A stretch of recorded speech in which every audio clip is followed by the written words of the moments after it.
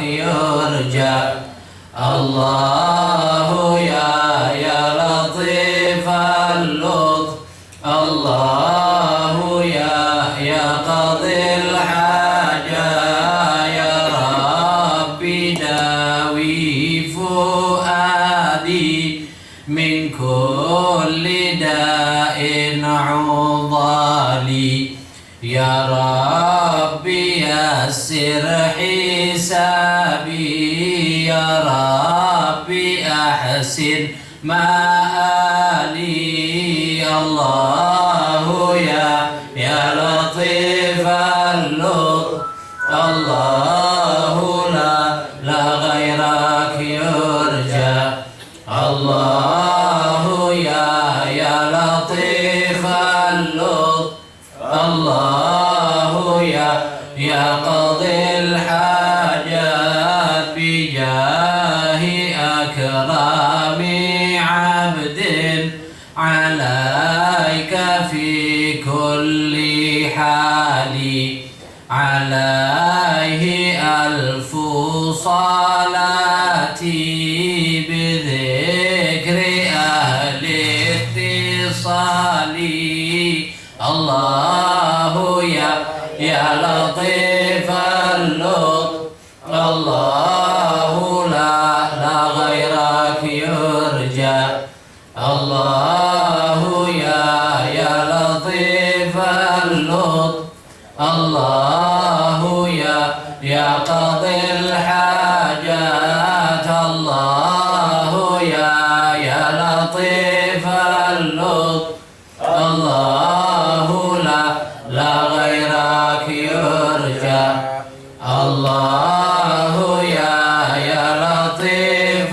اللطف الله يا قاضي الحاجات أنت العليم بحالي فلا تخيب سؤالي سألتك العفو عني وعن ذنوب الثقال الله يا لطيف اللطف الله لا غيرك يرجى الله يا لطيف اللطف الله يا قاضي الحاجة يا ضايعة العمر لما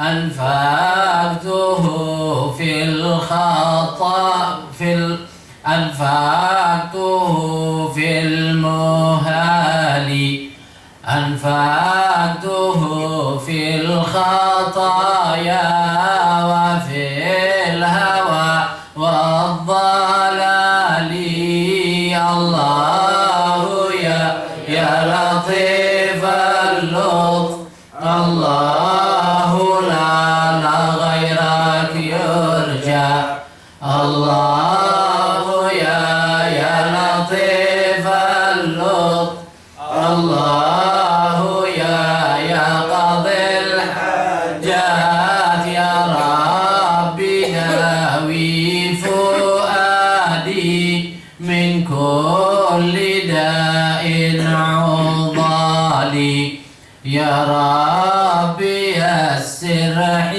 حسابي يا ربي أحسن مآلي الله يا لطيف اللطف الله لا غيرك يرجى الله يا لطيف اللطف الله يا قاضي الحاجة بجاه أكرم عبد عليك في كل حال عليه ألف صلاة بذكر أهل اتصال الله يا لطيف اللطف الله لا غيرك يرجى الله يا لطيف اللطف الله يا قاضي الحاجات الله.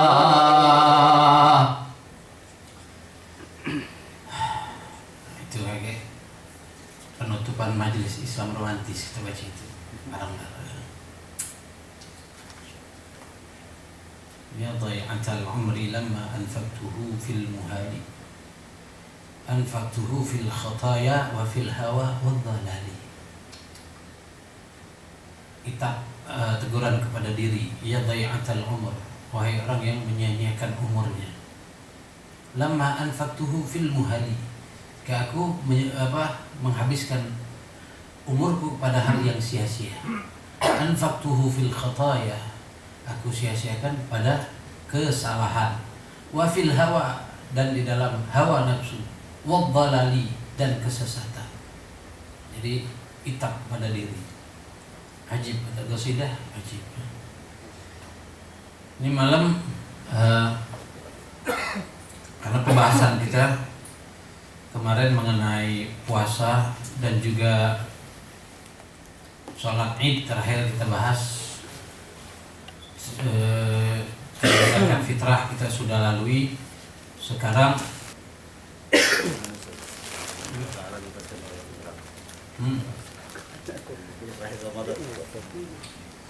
alhamdulillah, salatu wassalamu ala sayyidina Rasulillah Muhammad ibn Abdullah wa ala alihi wa sahbihi man walah, la hawla wa la quwwata illa billah. Allahumma shalli wa sallim ala sayyidina Muhammadin an-nuril mudhhibi lil jahli wal kasali wan nisyani bi nurihi fi kulli lamhatin wa nafasin bi adadi kulli ma'lumin lak. Subhanaka la ilma lana illa ma 'allamtana innaka antal alimul hakim. Rabbi shrah li sadri wa yassir li amri wa hlul 'uqdatam min lisani yafqahu qawli wasaddid lisani wahdi qalbi bihaqqi nabiyyika sayyidina Muhammadin sallallahu alaihi wa alihi wa sahbihi wasallam. Allahumma alhimna ilman nufaqihu bi awamiraka wa nawahik warzuqna fahman na'lamu bihi kaifa nunajik. Allahumma aghnina bil ilmi وزيننا بالعلم وأكرمنا بالتقوى وجملنا بالعافية. اللهم ارزقنا فهم النبيين وحفظ المرسلين وإلهام الملائكة المقربين. اللهم إنا نعوذ بك من علم لا ينفع وقلب لا يخشع وعمل لا يرفع ودعاء لا يسمع برحمتك يا أرحم الراحمين ويا أكرم الأكرمين. Alhamdulillah, bersyukur kehadirat Allah, kita masih diberi kesempatan pada malam hari ini untuk bertemu, bertatap muka di majelis ta'lim al-hidayah sebagaimana yang biasa kita lakukan di bulan Ramadan, 3 malam dalam seminggu, yaitu malam Selasa, malam Kamis, dan malam Sabtu. Mudah-mudahan apa yang kita laksanakan dan kita lakukan semuanya diridhoi dan diterima oleh Allah Subhanahu wa taala, serta di akhirat kelak menjadi hujjah bagi kita, bukan menghujjah kita. Amin ya rabbal alamin. Salawat dan salam tak lupa kita peruntukkan bagi junjungan kita Nabi besar Muhammad sallallahu alaihi wasallam, juga kepada semua keluarga, sahabat dan pengikut beliau hingga hari kiamat. Masyaallah hadirin rahimakumullah. Kita akan membahas sedikit mengenai nuzulul Quran dan apa yang dilakukan oleh Rasul sallallahu alaihi wasallam di 10 terakhir atau 10 hari terakhir bulan Ramadan. Pertama, nuzulul Quran artinya adalah Allah Subhanahu wa taala menurunkan Al-Quran. Di firman-Nya yang pertama kepada Nabi Muhammad sallallahu alaihi wasallam, itu Allah turunkan malaikat Jibril menyampaikan wahyu kepada Rasulullah pada malam 17 Ramadan. Ini menurut sebagian besar daripada ulama berdasarkan ayat A'udzubillahi minasyaitonirrajim, Bismillahirrahmanirrahim, Inna anzalnahu fi lailatul qadr. Sungguhnya kami, kata Allah, turunkan Al-Quran. Hak dhamirnya inna anzalnahu, dhamirnya itu kembali kepada Al-Quran. Fi lailatul qadr, di malam Lailatul Qadar. Wa ma adraka ma Lailatul Qadar. Lailatul Qadri khairum min alfi syahr. Malam Lailatul Qadar itu adalah lebih baik dari 1000 bulan. Kalau dihitung tahun, 80 tahun lebih. Itu malam Lailatul Qadar.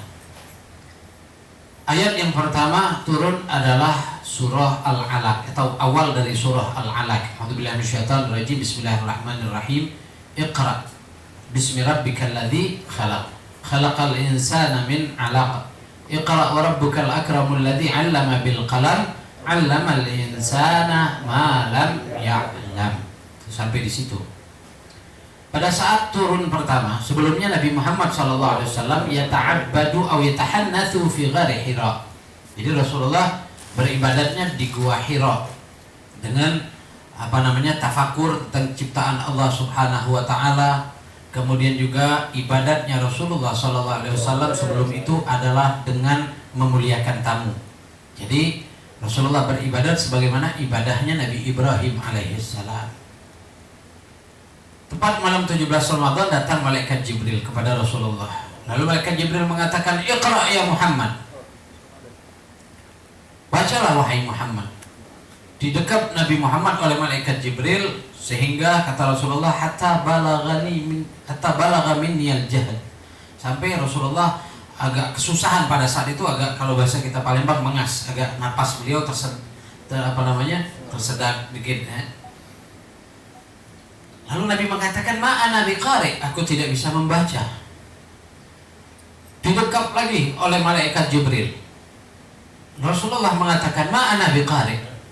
Malaikat Jibril tahu Rasulullah tidak bisa membaca, tapi kenapa Rasulullah SAW disuruh membaca? Yang pertama untuk umatnya. Pada hakikatnya wahyu yang Allah turunkan pada Nabi Muhammad ini untuk siapa? Umatnya, agar umatnya ini gemar membaca. Sebelum membaca sesuatu, baca dulu Al-Quranul Karim. Sebelum kita baca majalah, baca ilmu pengetahuan yang lain, maka mestinya kita membaca Al-Quran. Sampai 3 kali Rasulullah mengatakan, "Ma'ana biqari", aku tidak bisa membaca. Rasulullah Nabiyul Ummi. Rasulullah Nabi yang tidak bisa membaca dan tidak bisa menulis. Tidak bisa membaca dan menulis pada Nabi Muhammad merupakan satu mukjizat. Kalau kita tidak bisa membaca dan menulis merupakan satu kekurangan. Kalau Rasulullah mukjizat, bagaimana kita katakan mukjizat? Dengan Rasulullah tidak bisa membaca dan menulis sampai detik ini tidak ada orang Nasrani atau orang Yahudi yang mengatakan Al-Quran adalah karya tangan Nabi Muhammad atau karangan Nabi Muhammad. Andai Nabi Muhammad bisa membaca dan menulis, maka mereka akan mengatakan, wah mungkin saja Al-Quran adalah buah tangan atau karya Nabi Muhammad, dikarang-karang oleh Rasulullah SAW. Tapi kita bisa menolaknya dengan kita mengatakan bahwa Nabi Muhammad Nabiyul Ummi, tidak bisa membaca dan tidak bisa menulis. Makanya dikatakan oleh Imam Al-Busiri, kafaka bil ilmi fil ummi mu'jizatan. Cukup kalau kita mau tahu bagaimana mukjizat Rasul sallallahu alaihi wasallam adalah dengan Rasulullah mengetahui segala sesuatu padahal Nabi Muhammad tidak bisa membaca dan tidak bisa menulis. Rasulullah walau tidak bisa membaca dan menulis, Rasulullah mengetahui segala sesuatu. Artinya ya bukannya kita menyamakan Rasulullah dengan Allah Subhanahu wa taala, hasya wa kalla. Artinya Allah memberikan, walaupun Nabi Muhammad tidak bisa membaca dan tidak bisa menulis, Allah berikan ilmu kepada Nabi Muhammad dengan bagian atau hal wafir, dengan bagian yang banyak. Allah bagikan ilmu kepada Rasulullah. Kalau kita ibaratkan ini samudra Allah, lautan yang besar, misalnya samudra Atlantik, itu ilmunya Allah. Lalu dari samudra ini diambil setetes, setetes. Dari setetes ini dibagi dua, separuhnya untuk Rasulullah, separuhnya lagi untuk Nabi Adam dan orang akhir zaman. Itu dari ilmunya Allah Subhanahu wa taala. Makanya kalau ada orang sekarang mengatakan saya pintar, mentang-mentang dia misalnya profesor, doktor, gelarnya dia mengatakan pintar, fahada ajhalun nas, maka orang itu adalah orang yang paling jahil, orang paling bodoh. Imam Syafi'i radhiyallahu anhu, beliau mengatakan, man qala ana alim fahuwa jahil. Orang yang mengatakan dia berilmu, dia alim, berarti dialah orang yang bodoh. Karena wa ma utitu minal ilmi illa qalila, kata Allah. Tidaklah aku beri kalian ilmu kecuali sedikit. Nah itu tadi ibaratnya samudera yang luas, ilmunya Allah diambil setetes. Separuhnya untuk Rasulullah, separuh lagi dibagikan kepada Nabi Adam dan orang sampai akhir zaman nanti. Artinya sangat sedikit ilmu manusia yang diberikan oleh Allah Subhanahu wa ta'ala. Tidak pantas, sangat tidak pantas. Bahkan Allah murka kalau ada orang yang sombong dengan ilmunya. Nah, sifat sombong Allah tidak senang. Lebih tidak senang lagi kalau dia sombong dengan ilmunya. Karena hakikatnya dia adalah orang bodoh. Tidak Allah beri kecuali sedikit ilmu. Nah, jadi Rasulullah mengatakan sampai 3 kali, ma ana biqari. Akhirnya malaikat Jibril mengatakan, Iqra bismi rabbikal ladzi khalaq, khalaqal insana min 'alaq. Iqra wa rabbukal akramul ladzi 'allama bil qalam, 'allamal insana ma lam ya'lam. Kemudian Nabi pulang. Lalu minta datang kepada istri beliau, Khadijah bintu Khuwailid. Beliau mengatakan, "Zammiluni, zammiluni." Selimuti aku, selimuti aku. Karena pada saat itu Rasulullah ketakutan. Ya bayangkan, malaikat Jibril itu tingginya luar biasa, kemudian punya sayap 600 dan satu sayap menutupi dunia beserta isinya. Dunia itu ketutupan dengan satu sayap. Wah, sayapnya ada 600. Besar luar biasa, gimana? Nabi enggak ketakutan Rasulullah. Zammiluni, zammiluni, sehingga beliau diselimuti. Setelah nanti turunnya ya ayyuhal muzammil. Lalu Rasulullah menceritakan kepada istri beliau mengenai apa yang terjadi dengan beliau di Gua Hira. Lalu Khadijah bintu Khuwailid, istri Rasul sallallahu alaihi wasallam, mengajak Rasulullah untuk menemui khalnya. Khal itu apa? Paman, tapi dari pihak ibu. Itu namanya khal. Namanya Suraqah ibn Naufal. Suraqah ibn Naufal ini orang yang sudah tua, 80 lebih umurnya, dan dia membaca kitab Zabur wa Taurah, kitab Zabur dan Taurat yang asli. Jadi pada saat itu dikatakan oleh sebagian ulama sirah atau ulama sejarah bahwa Suraqah ibn Malik pada saat itu agamanya adalah dia beragama Nasrani, tapi bukan Nasrani seperti sekarang. Dia tidak mengakui artinya Nabi Isa ibnullah, anak Tuhan. Tidak, Nabi Isa ya Nabi. Artinya agama Nasrani yang benar. Sehingga setelah dibawa Rasulullah kepada khalnya ini, ceritalah Rasulullah. Lalu Suraqah ibn Naufal mengatakan, hadzal namus alladzi jaa bihi Musa. Yang datang kepada Muhammad adalah An-Namus, ya, ini malaikat Jibril yang juga datang kepada Nabi Musa. Lalu beliau mengatakan, Suraqah ibn Malik mengatakan, andai aku masih sehat, aku masih kuat, aku akan mengikuti dan akan membantunya di dalam menyebarkan agama Allah. Nah, ini Suraqah ibn Malik ibn Naufal, ya. Suraqah ibn Naufal ada dua nih, nama Suraqah ibn Malik, satunya Suraqah ibn Naufal. Kalau Suraqah ibn Naufal adalah paman atau khal dari Sayyidah Khadijah. Kalau Suraqah ibn Malik orang yang pertama kali ngacungkan pedangnya ketika Abu Jahal dan beberapa pembesar Quraisy membuat sayembara. Pada saat Rasulullah hijrah, mereka buat sayembara, siapa yang bisa membawa Muhammad hidup atau mati, kami akan kasih onta yang banyak. Dalam riwayat 100 onta atau dalam riwayat lebih. Nah, ini Suraqah ibn Malik yang pertama ngacungkan pedangnya. Saya akan membawa kepalanya Muhammad, kata Suraqah bin Malik. Akhirnya dia ngejar Rasulullah. Ya, ngejar Rasulullah. Ketika dekat dengan Rasulullah, kudanya dimakan sama bumi, ditarik sama bumi sampai separuh badan kuda. Akhirnya Rasulullah mempersilahkan dia untuk pulang. Baliklah, kata Rasulullah, pulanglah engkau. Tidak pada saat itu ya dia lemah. Kalau Rasulullah mau membunuh dia kan ada niat mau membawa kepalanya Rasulullah. Makanya ditanya oleh Rasulullah, ada apa engkau wahai Suraqah? Katanya, aku ini dapat sayembara, kalau membawa kepalamu wahai Muhammad, aku dapat 100 onta atau lebih. Oh begitu, kata Rasulullah. Sudah ditarik sama Rasulullah tangannya, lalu dia disuruh pulang, suruh balik lagi kepada kepada orang-orang kafir Quraisy. Nah, itu Suraqah ibn Malik. Kalau yang pamannya Sayyidah Aisyah tadi namanya Suraqah ibn Naufal. Nah begitulah ayat Al-Quran yang pertama turun.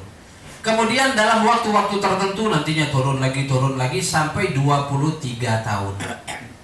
Itu namanya nuzulul Quran.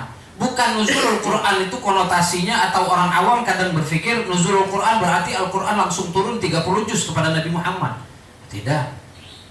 Al-Quran 30 juz itu turun selama 23 tahun. Dari umur Nabi 40 sampai 63 tahun. Jadi 23 tahun turunnya. Lalu kenapa Allah tidak menurunkan langsung kepada Nabi Muhammad 30 juz?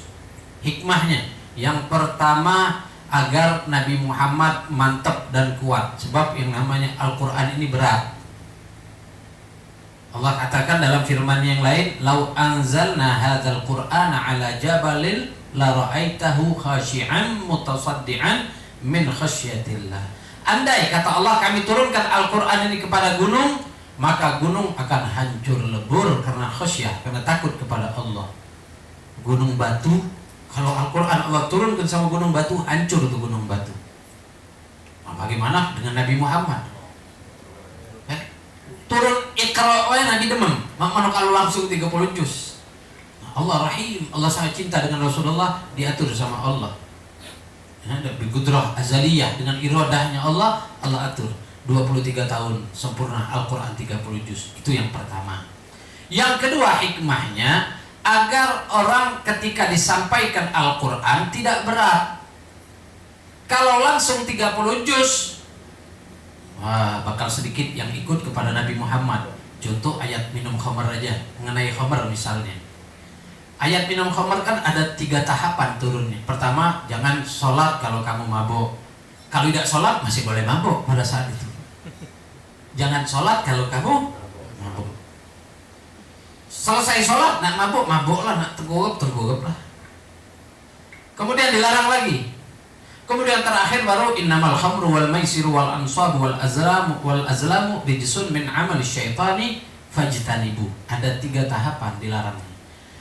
Kalau Al-Quran turun langsung, berarti larangan yang pertama, kedua tidak berlaku, langsung yang ketiga, langsung dilarang minum. Akan berat orang yang biasa mabuk pada saat itu, Al-Quran melarang kalian. Oh begat, Islamnya tidak jadi keluar dari Islam. Nah ini hikmahnya, agar kita juga tidak terkejut menerima hukum-hukum Allah Subhanahu wa ta'ala. Nah itu makna nuzulul Quran. Walakin qal Ibn Athaillah berkata di dalam kitab Al-Hikam, Al-Qur'anu nazal wa tanazzul, fal inzalu qad madah wa tanazzulu baqid ila yaumil qiyamah. Al-Quran ini ada 2 periode, ada namanya nazal, ada namanya tanazzul. Kalau nazal, turun Al-Quran, sudah lewat 1434 tahun yang lalu kepada Rasulullah, sudah sempurna ini Al-Quran 30 juz sudah turun.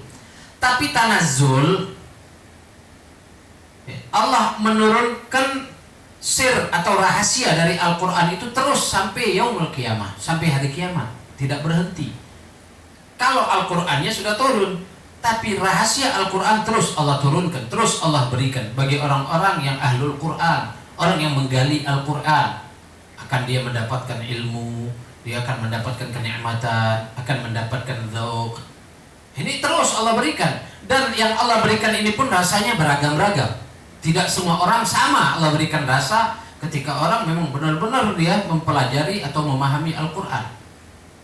Ada orang seperti Habib Muhammad bin Hasan Jamalul Lail. Beliau kalau siang bulan Ramadan tidak membaca Al-Quran, bacanya malam. Ditanya orang, Habib kenapa antum tidak baca Al-Quran siang Ramadan? Beliau menjawab, anak kalau membaca Al-Quran akan merasakan setiap ayatnya itu manis seperti madu. Kalau anak baca Al-Quran siang akan mengganggu puasa anak. Manis, baca gasonya baca Al-Quran Alif Lam Mim, manisnya ganggu puasa kata beliau. Jadi beliau bacanya malam. Nah ini ahlul Quran, mereka mendapatkan ladzah, kelezatan pada saat membaca Al-Quran. Imam Syafi'i kalau bulan Ramadan 2 kali khatam siang, 2 kali khatam malam. Kalau bulan Ramadan. Setelah Imam Syafi'i datang Habib Abdurrahman As-Segaf, Imam Syafi'i 2 kali khatam siang, 2 kali khatam malam. Insya Allah anak baca lebih, kata beliau. Akhirnya beliau ijtihad jadi 4 kali khatam siang, 4 kali khatam malam. Setelahnya datang lagi namanya Habib Muhammad bin Saleh Al-Attas. Imam Syafi'i 2 kali khatam siang, 2 kali khatam malam. Habib Abdurrahman 4 kali khatam siang, 4 kali malam. Anak harus baca lebih. Ijtihad, akhirnya beliau 8 kali siang, 8 kali malam khatam. Jangan kita pakai akal, wah, lalu kita ukur dengan diri kita. Mereka ini orang mahbub indallah. Yang kita ukur dengan diri kita. Kalau kita ngukur diri kita, akan lahir kata-kata tidak masuk akal. Kenapa? Kita ngukurnya dengan diri kita. Ya kita bacanya agak gondrong lagi sago, apalagi gondol lah. Alif lam mim dzalikal kitabul la, ya sebulan baru khatam. Walau mereka bacanya memang sudah hafal, kemudian juga mereka diberi oleh Allah barakah waktu, sehingga sangat masuk akal kalau 8 kali khatam di siang hari dan 8 kali khatam di malam hari. Begitulah haula. Bahkan kalau orang sudah ladzatul membaca Al-Quran, jangankan Habib Muhammad bin Saleh, himarnya beliau, keledainya beliau pun ketika Habib Muhammad bin Saleh baca Al-Quran itu keledainya bergoyang-goyang. Jadi beliau pernah diundang sama Habib Ahmad bin Hasan Al-Attas dari Wadi Ahmad ke Huraithah. Agak jauh perjalanan, beliau naik himar. Beliau baca Al-Quran sampai menjam. Baca Al-Qurannya sampai menjam. Beliau nyangko ini himar berjalan. Tidak tahu Habib Ahmad bin Hasan Al-Attas nunggu. Mana ini Habib Muhammad bin Saleh kok lama? Disusul sama muridnya, nyingok Habib Muhammadnya baca Al-Quran, himarnya bergoyang, nyangkonya berjalan. Tapi tidak berjalan, himar di kelemahan. Subhanallah. Nah, kemudian juga ada seperti Rabi'atul Adawiyah. Rabi'ah Adawiyah juga beliau sangat banyak membaca Al-Quran. Ini perempuan, cewek. Beliau gali kuburan sebelum beliau meninggal, gali kuburan dulu, lalu beliau khatam Al-Quran di kuburannya 4.000 kali khatam. Tempat yang beliau bakal dikuburkan. Nah, banyak setelahnya ulama-ulama, wah, anak masa perempuan 4.000, anak harus lebih. Di antaranya Habib Ahmad bin Muhammad Al-Mihdar. Itu beliau membaca mengenai Rabi'atul Adawiyah 4.000 kali khatam. Anak gali juga kuburan anak. Anak harus lebih 5.000 kali khatam beliau di kuburannya. Tidak terang itu kuburan. Gali kuburan, duduk di dalamnya, khatam Al-Quran 5.000 kali khatam Al-Quran. Ada ahlul Quran. Jadi inti daripada nuzulul Quran bukan peringatannya. Kalau peringatannya mungkin ada orang yang mengatakan bid'ah lah, inilah biasa. Orang-orang yang gampang membid'ahkan sana sini, dikit-dikit bid'ah, dia sendiri bid'ah. Tidak hidup di masa Nabi Muhammad. Yang jelas dengan adanya peringatan nuzulul Quran berarti kita mendengar tausiah atau mendengar anjuran untuk kita banyak membaca Al-Quran. Setiap hari besar Islam yang kita peringati pasti ada faedahnya.